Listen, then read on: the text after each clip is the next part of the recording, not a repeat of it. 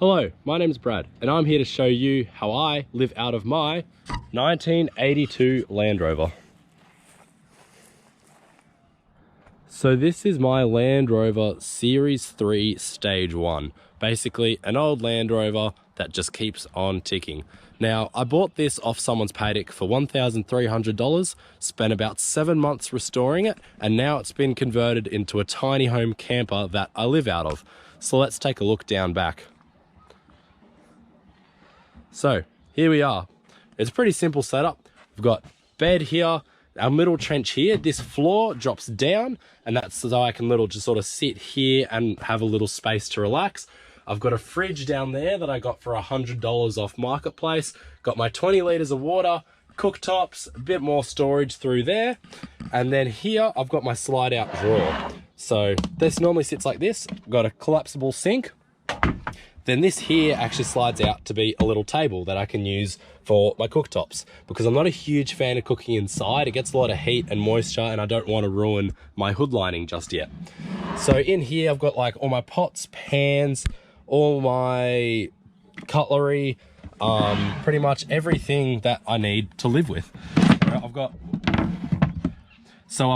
all my spare gas cans, got all the necessities like that. I've also got this door trim on the rear. This is really useful. It's by Exmoor Trim, and it's just more place to put things, hang it up all nice and neat, and just have it so it's easily accessible. The good thing about putting stuff in here is I can access it while I'm in the vehicle, whereas that's one thing I've noticed, especially in cold mornings, you're not too keen to open your door and let all this air in. So now for a tour of the inside.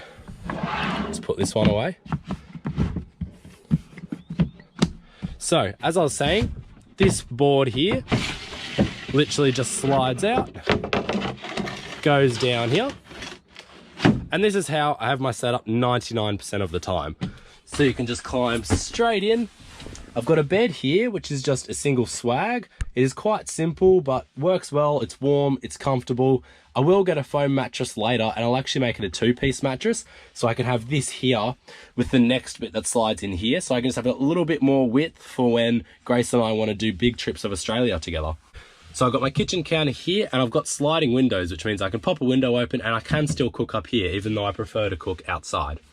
Now looking up here, so over here, underneath just my bed here, underneath my bed, I've got storage here. This is like my little pantry. I've got my food there, got toilet paper, just stuff like that. And then on this side, we actually have my clothes. And I've got a load of washing on at the moment, so normally I've got a duffel bag that sits in there as well. But for now, that's where my clothes go as well. And that's pretty much all you need to live with. No, not quite. Just hang this one up. So for curtains at night, I'm in the process of making them. I've got my curtain rail that's sort of hung up, and I've got one curtain ready, but I'm in the process of making them. So for now, I literally just shove drop sheets up in this little sort of gutter area here. Just shove them in, puts all the light out, means people can't see in. So I'm quite happy with that. 20 litres of water I've found more than enough, especially because, you know, like at work or whatever, I always refill my water. So for cooking, for everything like that, it's more than enough to get by, because there's water everywhere. There's water at service stations. Water's not that hard to come by. So I found 20 litres for one person is more than enough to get by. So in here as well, I've got storage in here. So I've just got like oil, that's a necessity with these old girls. And a few other just little random bits and pieces. That's an engraving tool. Then around the other side, we have more storage. Another necessity of owning a Land Rover is tools. So we've got toolbox here, just more storage to put places. Sometimes I put shoes and whatnot in there as well.